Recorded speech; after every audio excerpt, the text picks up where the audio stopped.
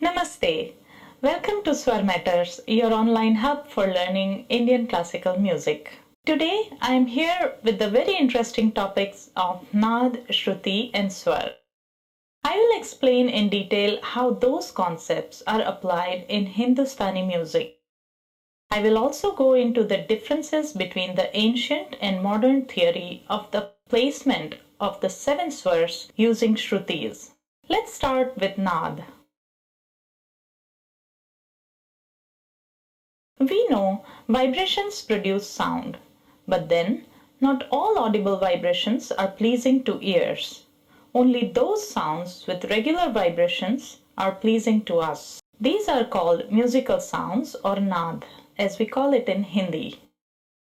On the other hand, sounds with irregular vibrations is usually not pleasing to us, and we call those sounds noise, such as the sound of firecrackers and loud vehicles. Let us first understand the basic vocabulary associated with sound. One complete cycle of a sound wave is referred to as hertz. The number of times the wave occurs within a second is known as the frequency. The difference in height between the peak of the wave and the baseline is known as the amplitude of the wave. Now moving on to the characteristics of Naad. This musical sound or Naad has three main characteristics. First, pitch or frequency. Second, loudness or intensity. Third, timbre or quality. The pitch of a sound is how we hear different sound frequencies, and the frequency is decided by the number of vibrations per second. To illustrate this, let's look at this diagram. Imagine the dark line shown here is a string. When the string has fewer vibrations per second or a lower frequency, it will have a lower pitch sound. The string with more vibrations per second or higher frequency will have a higher pitch sound. The intensity or loudness refers to relative strength of the sound when we hear it. Going back to the string example, regardless of the pitch of the sound, when the string is plucked with a greater force, the resultant vibration is larger. It has a higher amplitude, and we hear a loud sound. If the string is plucked softly, the amplitude is smaller, and we hear a soft sound. Timbre or quality refers to the uniqueness of the sound. Timbre is a musical quality of a sound which is used to differentiate two sounds when they are in the same frequency. Every sound that we hear is dependent on its source. In short, the timbre or quality of the sound is dependent on the material through which it is produced. Human voice is different than sound of instrument. Also, all the human voices are different from one another. When we typically talk about a saptak in music, we imagine it to be of seven swars. However, there are innumerable sounds in between the seven swars, most of which we cannot even distinguish. Those sounds that humans can distinguish from within the innumerable sounds are known as Shruti. There are 22 such sounds or Shrutis that humans can recognize in one saptak.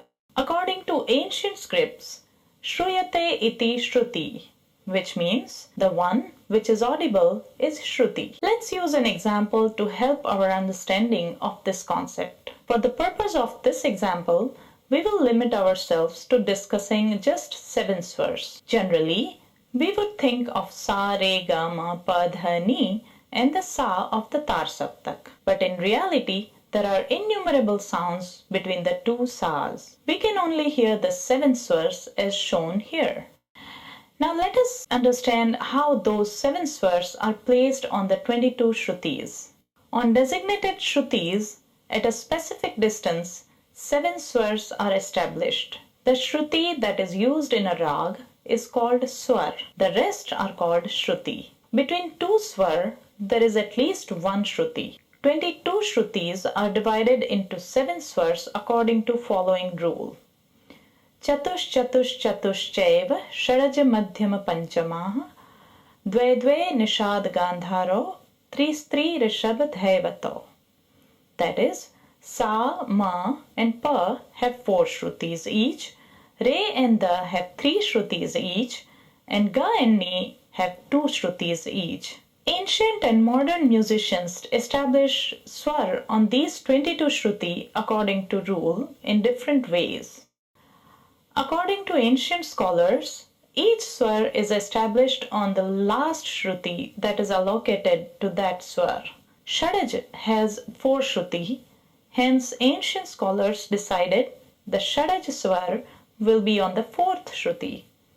Rishabh has 3 Shrutis, so Rishabh swar will be positioned on 7th Shruti and so on. Modern scholars believe that each swar is established on the first Shruti out of the Shrutis allocated to that swar. Shadaj has 4 Shrutis, hence modern scholars decided the Shadaj swar will be on the first Shruti. Rishabh has 3 Shrutis, so Rishabh swar will be positioned on 5th Shruti, and so on.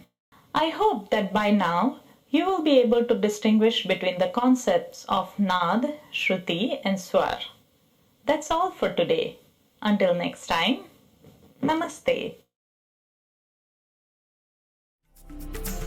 Continue learning about Indian classical music by subscribing to our channel.